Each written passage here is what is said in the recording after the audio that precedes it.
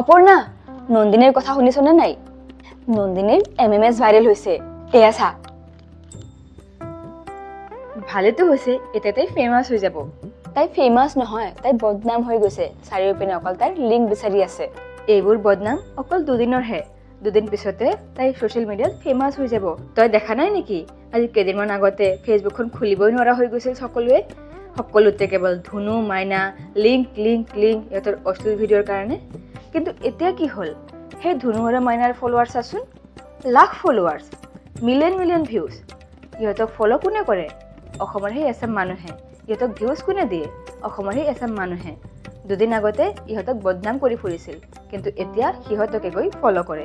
এয়াই হ'ল আমাৰ অসমৰ কিছুমান মানুহৰ আচল চেহেৰা। অশ্লীল ভিডিঅ' বনোৱাৰ কাৰণে যিসকল মানুহক কিছুমান অসমবাসীয়ে বদনাম কৰিছিল, এতিয়া সেইসকল মানুহকে অসমবাসীয়ে ফ'ল' কৰি আছে। আচৰিত কথা নহয়নে?